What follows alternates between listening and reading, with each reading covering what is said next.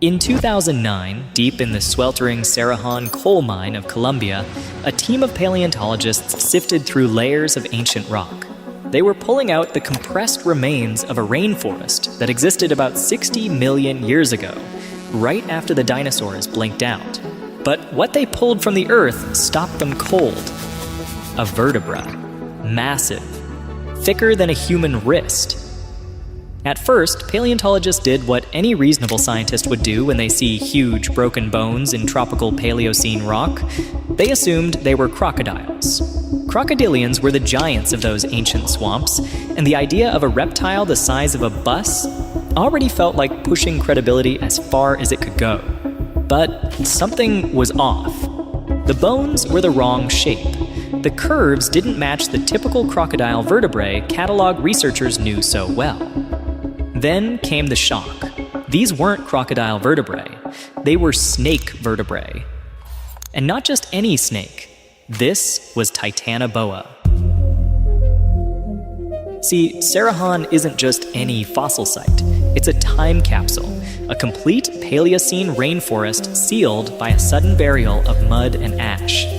Leaves, fish, turtles, entire snapshots of an ancient world preserved in stunning detail. And in that muck, the biggest snake remains anyone had ever seen. As the team recovered more vertebrae, dozens of them, along with ribs and associated fauna, one thing became undeniable. This wasn't a fluke or an exaggeration. The fossils were consistent, enormous, and unlike anything in the record.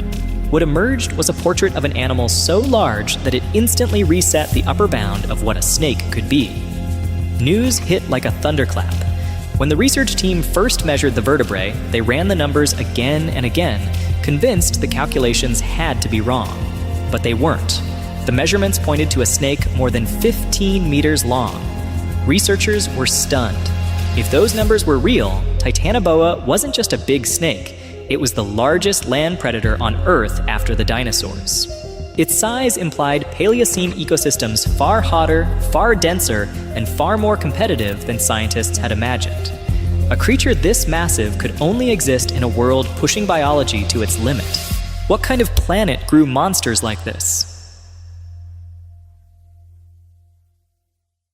Titanoboa was absurdly large. The most conservative estimates put it at about 42 feet long, but some estimates go as high as over 50 feet. And it weighed somewhere between 2,000 and 2,500 pounds. For context, the largest anaconda ever reliably measured was about 28 feet long and weighed around 500 pounds. So Titanoboa was nearly twice as long and 4 to 5 times heavier.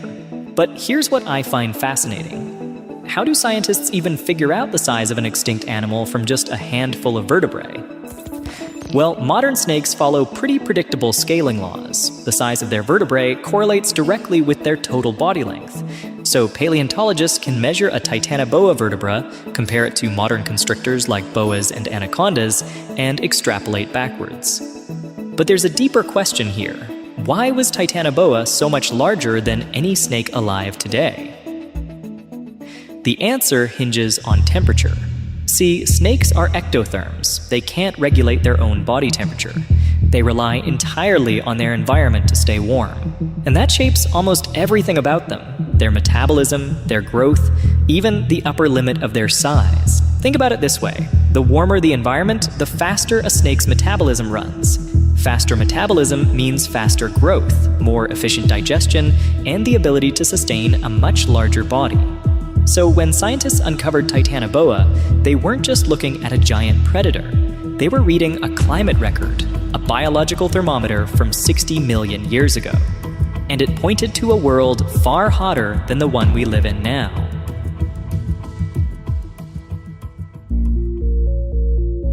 To understand Titanoboa, you have to understand its world.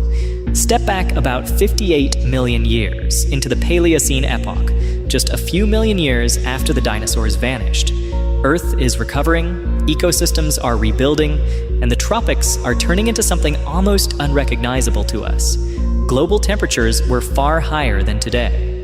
In what is now northern Colombia, estimates suggest average year-round temperatures of at least 32 degrees Celsius, with almost no seasonal relief. Imagine a rainforest that never cools down, not even at night. A world where the air itself feels like a constant sauna. No ice caps, no winters, just relentless, steaming heat stretching from pole to pole. Forests sweated, waterways steamed in the sun, and life grew large because for cold-blooded animals, warmth removes the biggest constraint of all. But today's tropical forests, the Amazon, the Congo, Southeast Asia, are actually too cool for a snake like Titanoboa to exist. Modern anacondas and pythons press against the upper limits of what our current climate allows. To push beyond their size into Titanoboa territory requires a world turned up several degrees warmer, consistently, for millions of years. Titanoboa couldn't hack it. Its massive body needed that hothouse blaze to kickstart metabolism, to pump blood through 50 feet of coils. The Cerrejón site reveals this world in detail. Layer after layer contains plant fossils. There are giant turtle shells, some the size of pool tables. Early crocodile relatives with blunt, crushing teeth suggest a diet of hard-shelled prey. They were not sleek river racers, but heavy-jawed ambush predators. This was not a clear, fast-flowing river system. It was a humid swamp rainforest. Murky, slow-moving water, tangled roots, and dense vegetation. Visibility would have been poor, sound muffled by constant rain and buzzing insects. In such an environment, size could be a massive advantage. A giant snake could lurk in the water, its bulk supported by buoyancy, its body hidden by tannin-stained currents. Heat and humidity would keep its muscles warm and ready, allowing it to move when it needed to, then sit, digesting enormous meals over weeks or months. Titanoboa in this context is not an accident. It is a direct, logical outcome of an extreme world. High temperatures, abundant prey, and a swampy labyrinth perfect for slow, patient ambush. So here's the question everyone wants to know. How did Titanoboa actually hunt? Well, forget everything you've seen in movies. Titanoboa wasn't some hyper-aggressive monster chasing down prey on land. This wasn't a land-racing python or a tree-dwelling boa. Titanoboa was simply too big for that.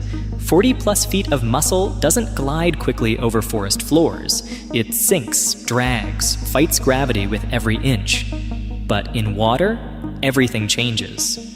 In the Paleocene swamps, Titanoboa behaved less like a modern snake and more like a crocodile. Slow, silent, half-submerged.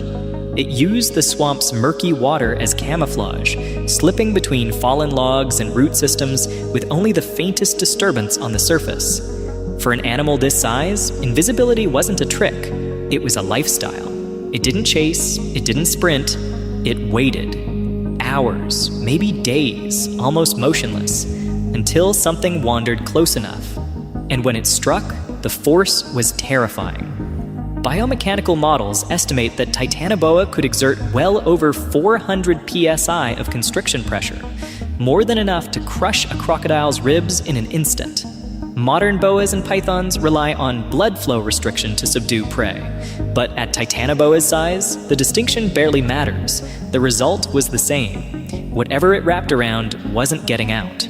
Based on the ecosystem we know existed at Cerrejón, Titanoboa's diet likely included giant turtles. Slow-moving, abundant, and packed with calories, perfect prey for an ambush predator. Early crocodiles, smaller than Titanoboa and not yet evolved into the apex predators they are today. Large fish, common in the river systems, easy to catch in confined channels.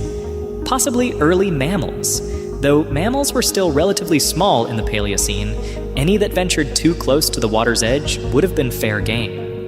Water wasn't just its hunting ground, it was its lifeline. The buoyancy of water supported its massive weight. Without it, Titanoboa would have struggled to move efficiently on land. Its internal organs would have been compressed by its own body mass, making breathing difficult, digestion slow, and movement exhausting. And perhaps most importantly, water helped regulate its body temperature. Snakes absorb heat from their surroundings, and in the sweltering Paleocene climate, water provided a way to stay cool when necessary while still maintaining the high metabolic rate needed to sustain such a large body. So when you imagine Titanoboa, don't picture it slithering across land like a nightmare serpent. Picture it gliding silently through dark water, eyes just above the surface, waiting for the perfect moment to strike. So if Titanoboa was such a successful predator, perfectly adapted to its environment, why isn't it still around? Well, the answer is both simple and tragic. The world changed, and Titanoboa couldn't. After the Paleocene epoch, Earth began to cool. Gradually at first, then more rapidly. Average global temperatures dropped by several degrees Celsius over the course of a few million years. And for an ectothermic giant like Titanoboa, that was a death sentence. Here's the thing about being cold-blooded. Your metabolism is directly tied to environmental temperature. When it gets colder, your metabolism slows down. Digestion takes longer. Movement becomes sluggish. Growth rates plummet. For a creature as large as Titanoboa, this was catastrophic. It needed an enormous amount of food just to maintain its body mass. But with a slower metabolism, it couldn't hunt as effectively. It couldn't digest prey fast enough, and it couldn't grow large enough to compete with other predators. Essentially, Titanoboa starved in slow motion. But it wasn't just the temperature. The entire ecosystem was shifting. Mammals, which had been relatively small and insignificant during the age of the dinosaurs, were beginning to diversify and grow larger. They were warm-blooded, which meant they could remain active even when temperatures dropped. And they were competing for the same resources that giant reptiles depended on. Meanwhile, the lush, swampy rainforests of the Paleocene were drying out. River systems became more seasonal.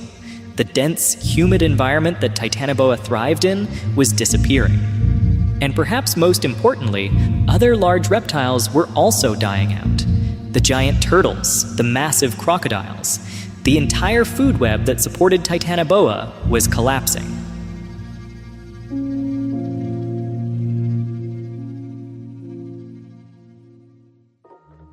And yes, Titanoboa died not from predation, not from disease, not from competition.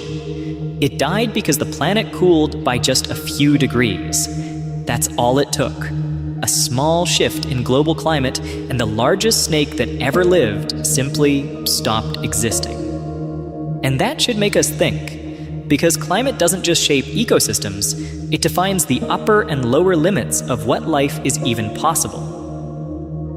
Titanoboa was a creature that should never have existed.